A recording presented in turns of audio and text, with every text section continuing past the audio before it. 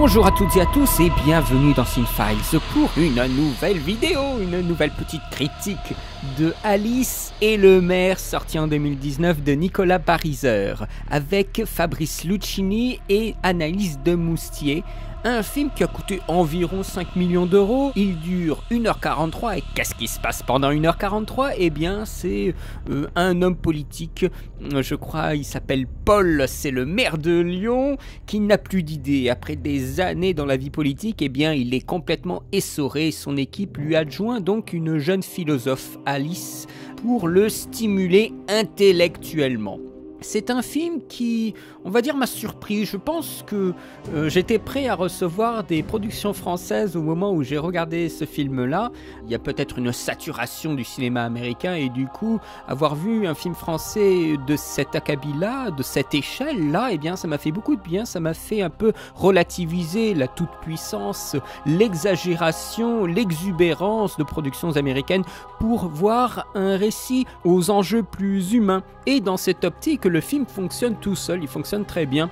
J'en fais un parallèle rapidement avec l'exercice de l'État qui était sorti en 2011 de Pierre Scholler qui était dans un autre registre puisqu'ici on est sur une démarche plus intellectuelle, plus humaine, alors que je trouve l'exercice de l'État que à titre personnel je trouve mieux et plus sur une mécanique de l'État, une mécanique de la communication, justement quand je dis de mécanique, littéralement les rouages qui font fonctionner le tout ensemble, donc vraiment un rouage politique qui vient même à s'emballer à un moment. Ici on n'est pas du tout sur cette tendance-là, on est plus proche du pouvoir dans ses incertitudes, cet homme politique qui a besoin d'aide du coup. Cet homme politique, c'est Luchini, et du coup, tout le film tourne un petit peu autour de lui.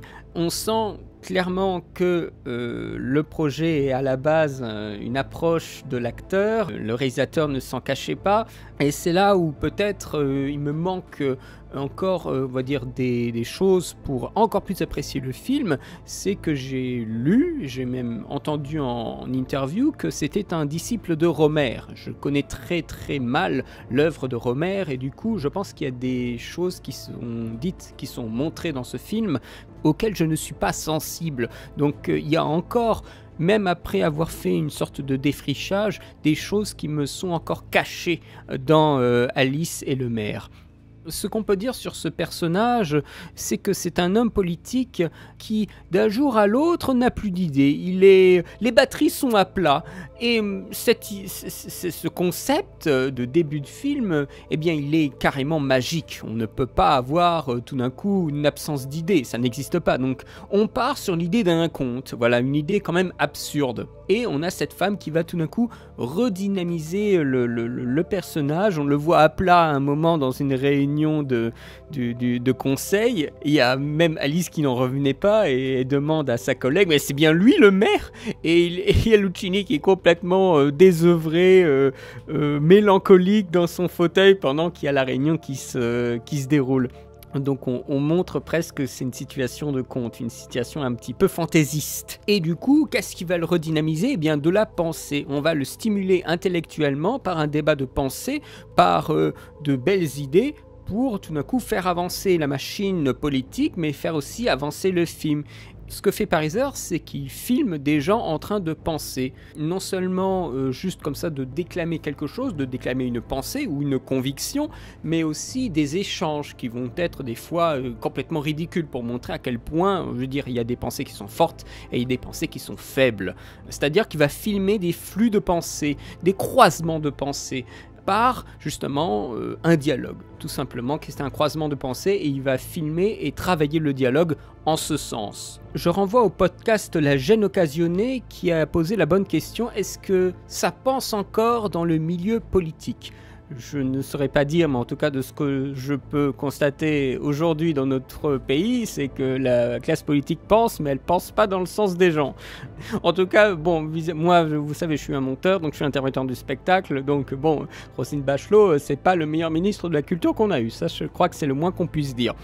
Dans le film, on montre bien qu'il y a un problème dans la pensée politique qui ne pense plus que par saturation, notamment par les slogans où on réduit en fait une pensée politique à quelque chose de tellement simple que ça en devient trop simple. Et on sent aussi que c'est quelque chose qui anime tout le temps ces gens-là. Ils ne vivent que pour ça. Luchini dit d'ailleurs dans le film, la politique c'est comme la musique ou la peinture, c'est toute la vie, tout le temps ou rien. Et donc ce maire, eh bien, il est à la recherche de l'enthousiasme, c'est-à-dire retrouver une pensée enthousiaste qui le fait de nouveau aimer son métier. Donc il y a une confrontation d'idées, une violence des échanges, ou des fois du non-échange entre Paul et Delphine notamment. Dans la rue, on voit cette femme qui pensait pouvoir déclamer ses discours et ses pensées au maire, qui s'effondre devant la non-réaction du maire. Et ça, c'est aussi un type de pensée, bien sûr, une pensée qui nous est complètement étrangère. Du coup, nous, on n'y est pas sensible, alors que l'autre pensée nous convaincre avec sa pensée. Donc là, il nous montre aussi, Nicolas Pariser, d'autres aspects de la pensée qui ne sont pas, pour le coup, positives. À cela, il nous adjoint un exercice de la modestie, c'est-à-dire que les gens essayent de sauvegarder leur petit monde, et ils essayent de se placer, de se replacer toujours par rapport aux maires pour rester des élites. C'est un constat clair que les élites ont délaissé le service de l'État envers la populace. Donc c'est clairement ce qu'on peut appeler une trahison. C'est un petit peu l'impression que j'ai de ce que nous avons en classe politique aujourd'hui. Et donc on a un désaccord avec la politique de la mairie, des discours différents, des discours autres qui viennent à nourrir, à profiter de la position de la personne au sein de la mairie. En gros, ils ne veulent pas travailler pour Lyon, ils veulent travailler pour eux-mêmes. Et pour placer leurs petits amis au sein de la bonne parole, au sein du bon gratin de la mairie de Lyon. Et en cela, ces mécaniques de scénario, ces mécaniques de petits complots, bien forment un récit qui est plutôt convenu, pourrait-on dire, qui a de la tenue, qui est bien écrit, mais qui est quand même un petit peu cousu de fil blanc, tout en étant un petit peu endommagé par justement ces discours et ces pensées extérieures qui nous éloignent du sujet principal. Le titre du film, Alice et le maire, il ne se voit que 3-4 fois dans le film.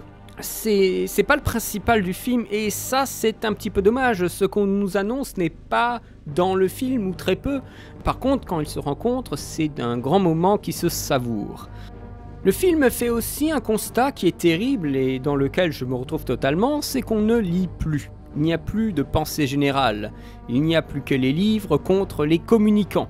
Une scène d'ailleurs de réunion représente tout à fait ça, entre Alice qui a des idées, qui a une pensée issue de lecture, et des communicants qui cherchent des slogans et des formules.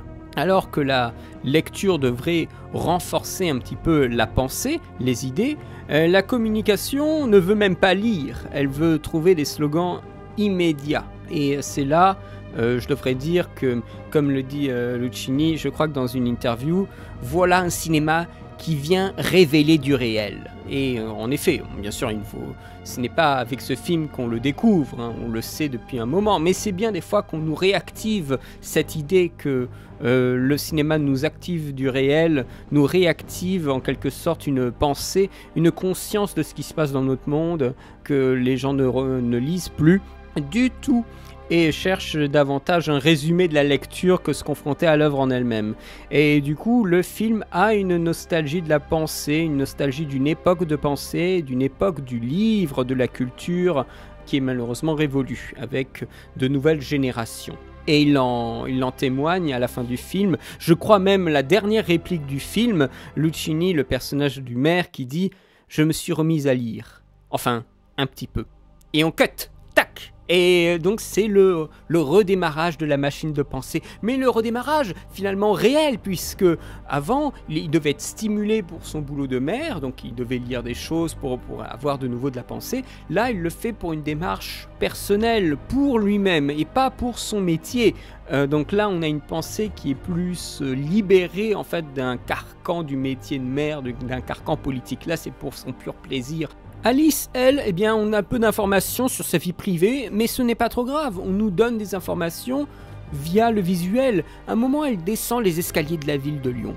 On ne la voit que descendre, descendre et descendre, comme si la mairie était dans un fossé. Et un moment, ça m'a donné une drôle d'impression, parce qu'on passe le générique à la voir descendre des choses, descendre des escaliers et marcher dans des ruelles, et tout d'un coup elle se retrouve à la mairie à voir le maire qui monte un grand escalier suivi de toute son armada de communicants, et elle le regarde monter comme ça l'escalier en espérant un moment le rejoindre dans cette remontée sociale, en quelque sorte dans cette remontée de pensée également, de l'accompagner. Ça donne aussi cette impression qu'elle est descendue socialement pour être au plus bas au sein de la mairie, pour voir tout d'un coup le maire arriver comme un roi avec son petit pays autour de lui, comme le disait le réalisateur. Oui, ce rapport à l'escalier, ces rapports à la descente et à la montée, elle vous frappera quand vous verrez le film au départ. C'est un petit peu, si je puis m'exprimer de cette façon, Alice au pays des merveilles, c'est-à-dire qu'elle est dans une découverte constante, la découverte des rouages, du labyrinthe aussi qu'est la mairie, puisqu'il y a plein de portes, plein de couloirs, il y a des ascenseurs dans tous les sens, voilà, la maison qui rend fou aussi, parce qu'on a des gens qui sont assez insupportables dans la caricature, hein, malheureusement. Il y a par exemple, je crois, le personnage de Isabelle, qui est représenté que par son opposition à Alice, malheureusement. C'est-à-dire qu'elle ne défend pas forcément sa position, elle est là que pour se confronter à elle.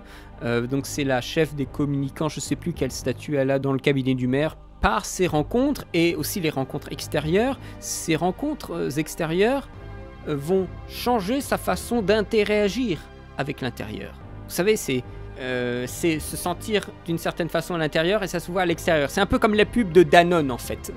Voilà, c'est vraiment cette impression de tout ce qui va arriver de l'extérieur va nourrir son rapport intérieur au sein de la mairie. Donc pour moi, les rapports qu'on a à l'extérieur, parce qu'on filme de la pensée, sont importants, même si on semble nous égarer sur le sujet principal du film qui est ses relations avec le maire. Pour moi, c'est important de ne pas oublier les rencontres et les quelques moments qu'elle peut se donner avec d'autres personnes en extérieur de son métier.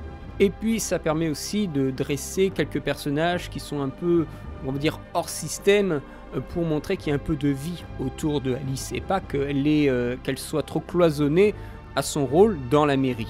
Donc on donne un peu de richesse en fait de personnages. Et c'est clairement un film pour les acteurs, ça paraît évident. C'est un film qui est fait pour Luchini, le film est calibré pour lui, on attend ses apparitions. Le personnage du maire est absolument formidable, hein. Voilà, si on aime cet acteur, eh bien on se retrouvera complètement là-dedans. Il est un peu moins excessif que dans d'autres rôles, mais il y a une sorte de lassitude, de cynisme tranquille, de solitude du pouvoir qu'il joue très très bien, avec voilà une sorte de petit caprice au final de vouloir un intellectuel de son côté. Et malgré les fiches que Alice lui fait, j'ai pas l'impression qu'il ait beaucoup évolué. Dans Le Monde du 19 mai 2019, l'acteur tient ses propos. Ce sont des énigmes, ils ont une névrose très mystérieuse. Je trouve que c'est tout à fait juste. En tout cas, ce qui est bien, c'est que avec ce film, même si ça reste une fiction, on nous brosse un portrait derrière les caméras et derrière les médias, parce que souvent on montre les hommes politiques comme des gens vraiment sans faille, avec énormément de conviction, mais là on nous montre un homme politique qui est faible. Un moment de sa vie, il a une baisse de régime, il n'a plus d'essence et de passion, il est coincé aussi par les conventions. Il cherche dans les jeunes générations une fougue et une revitalité. Il forme avec Alice, Luchini forme avec Alice, Luchini forme avec Anaïs un bon contraste, un bon duo. Malheureusement, ils n'ont pas tant de scènes que ça ensemble, mais la scène, je trouve, qui m'a beaucoup touché, la scène où Paul est dans la voiture et parle à Alice, elle lui dit « C'est toujours un plaisir de parler avec vous ».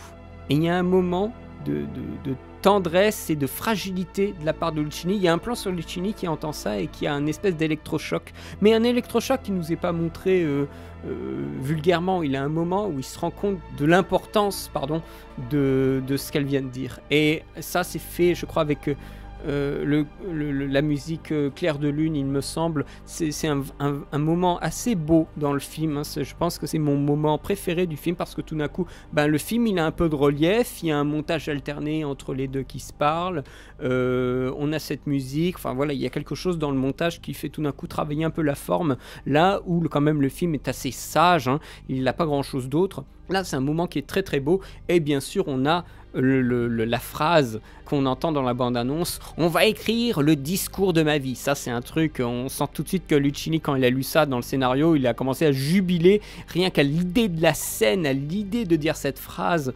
Ça, c'est clair que ça le fait jubiler, et on le sent tout excité à la manière de dire cette phrase, et ça renvoie bien sûr à la scène où on a la création du discours, qui est un plan séquence sur le choix des termes et des arguments. Un petit peu un moment en vain, j'en étais pas trop content de cette scène. Les gens sont en train de penser des mots, des phrases, c'est très stimulant, mais je trouve que ça retombe un peu à plat. C'est un petit peu dommage. À cela, je pourrais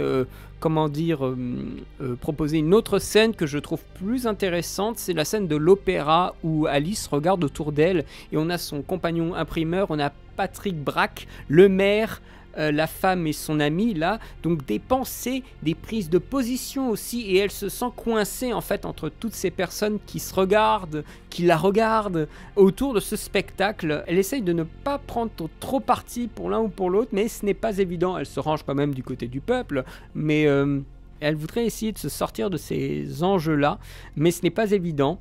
C'est une mise en scène de façon générale, plutôt une mise en scène d'accompagnement des acteurs. C'est une mise en scène assez invisible, filmée à Lyon, des décors plutôt bleu, gris, blanc, on est plutôt sur des teintes comme ça, c'est très propre, pourrait-on dire. On ne filme ni les stratégies politiques, ni les angoisses des politiciens, on est vraiment sur quelque chose de plus intime, hein. On n'est vraiment pas sur, voilà, on va filmer le beau discours, on le fait au départ pour nous présenter le statut de maire que joue le personnage de Lucchini, mais ça, on ne s'arrête pas plus sur tout ça. Là où on pourrait dire que on a un pendant avec l'exercice de l'État que je vous évoquais avant, où là on a vraiment les stratégies politiques et quelques angoisses de politiciens à certains moments du film. Donc le film est un pendant, je dirais, à l'exercice de l'État, un pendant plus intime, plus coquet, je pourrais dire. L'exercice de l'État était par moments un petit peu brut, même un petit peu vulgaire par moments, mais ce film-là, je le trouve plutôt de bonne tenue, avec des moments où on s'amuse un peu plus au montage qu'à l'image. Le montage, c'est la frénésie des réunions, où Alice n'arrive même plus à suivre les directives qu'on lui donne, et elle se fait carrément marcher dessus, hein, littéralement, puisqu'on l'envoie carrément au casse-pipe, hein, alors qu'elle a des milliards de trucs à faire en même temps.